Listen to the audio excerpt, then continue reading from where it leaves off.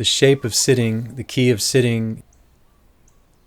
I don't want to support a hierarchy in what is more or less important in the 7 shape keys. But in the human lineage of movement, we have contemplatively and functionally sat on the earth for so long. Here we are with the legs crossed and letting the pelvis move backwards and forwards, initiating a wave of flexion and extension. So as the pelvis tips forward here, there's a back bend. And as the pelvis falls back, there's flexion that moves from the pelvis up to the cranium. The arms get involved. We begin to find the function of pulling ourselves into a back bend.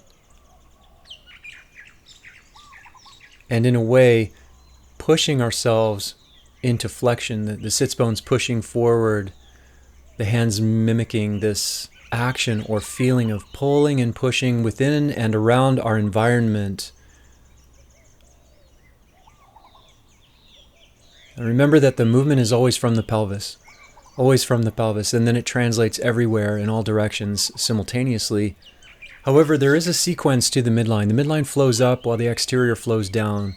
This is an energetic understanding that's beyond the context of this video. Move from the pelvis and then feel how that movement is translated throughout the body.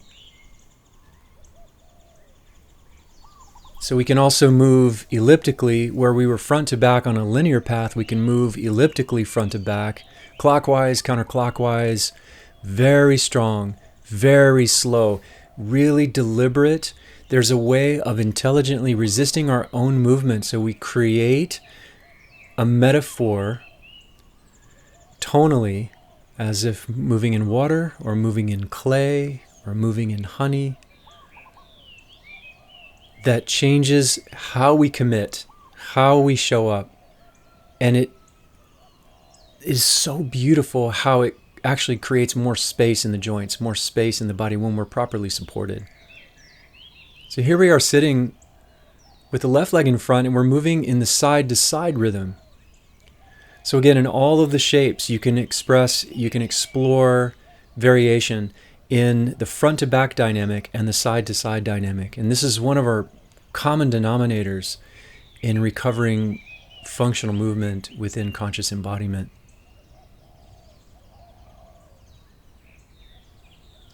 We can move the pelvis elliptically, side to side, just as we did in the front-back relationship.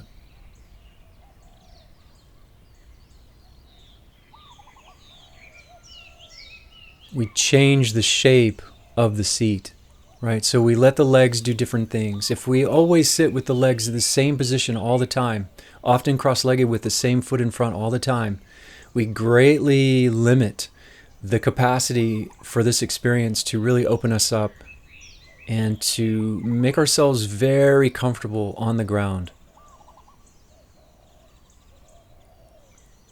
So every point of contact in the feet, through the legs, sits bones, is really actively pressing into the ground. When we feel a stretch, we activate that stretch until we really dissolve the feeling of stretch, yet we're still within the same range of motion. And often what you'll find is when you turn on even more to where the stretch sensation is gone, you'll increase your range of motion because you're properly supported. So the geometries of the legs change, and we just keep exploring. But continue to press all the points of contact into the ground with great enthusiasm. And again, source from the pelvis. Something that's very powerful when you sit is we take the metaphor from moving within water or honey or clay, and we take it to a much deeper level by moving the actual ground. Imagine moving the whole planet with your pelvis, with your legs, your points of contact, moving the ground reciprocal to your own movement. This shifts our awareness out of the head down into the pelvis even more deeply, even below the body, into the ground itself. We start orienting to the mass and inertial intelligence of the earth. And so the reciprocity of movement is not just our dance on stable ground. We're moving the ground itself in reciprocity with our own movement. And it tunes us in. It tunes us in so deeply.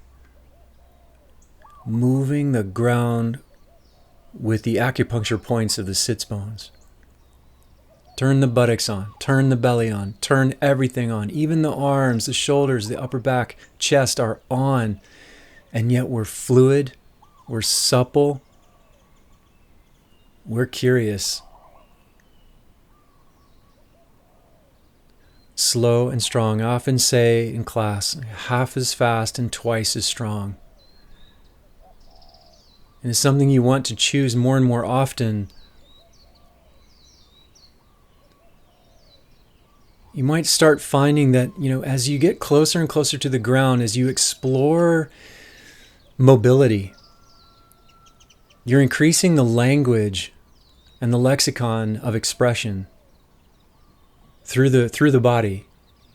Just like speaking with more consonants and vowels, a full alphabet that is evolving more and more as we recover our full range,